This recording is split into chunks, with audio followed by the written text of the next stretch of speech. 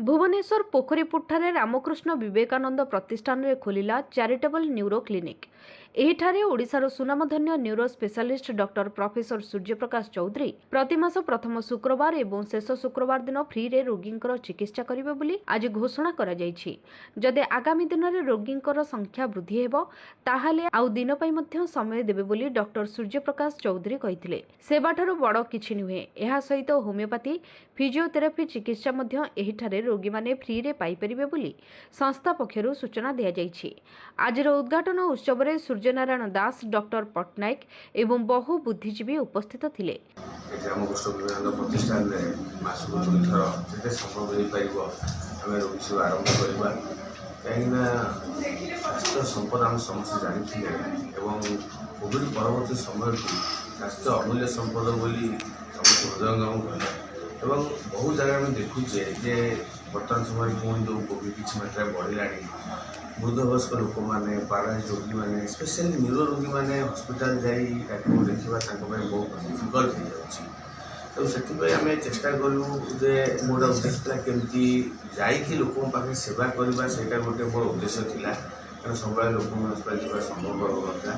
तो आज मुझे सुजोग पाई आज रामकृष्ण प्रतिष्ठान सभापति संपादक समस्त धन्यवाद देवी से सुजोग देते सेवा कार्य करने लगी। ये already homeopathic physiotherapy clinic start है, न्यूरो क्लिनिक आम आरंभ कले आज मासक 2 दिन समय देवी मुझे जदि लगुच मत रोगी अत्यंत चाहूँगी और डिमांड बढ़ुच्छे तो मासक 4 दिन समय देवाई निश्चित कर चेष्टा करी आगे कमी अलग डिपार्टमेंट गैस्ट्रो हो गाड़ी हो जोटा कि मेजर डिपार्टमेंट कौटा कौटी लोक मैंने सेवा पाई पार ना तो से सब क्लिनिक कर भी आगे चेष्टा रही।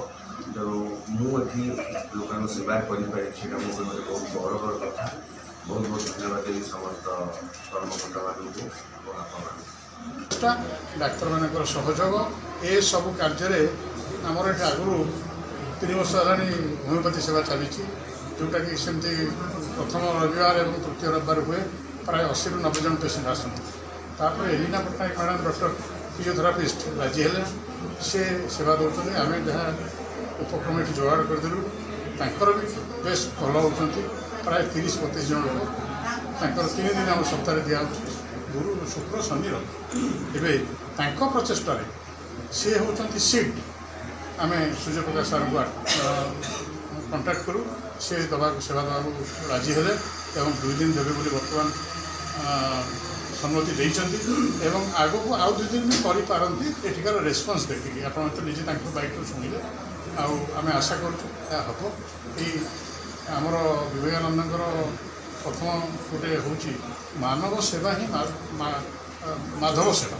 तेणु लोकों पाखे आम केमती पहुँचा सेवा देवा आमको सेवा देवार साहय कर डाक्तर मान पाखे आम ऋणी जो आम किसी फैसिलिटी दूँ जो सेवा देवा। भुवनेश्वर विश्वजित दास का रिपोर्ट।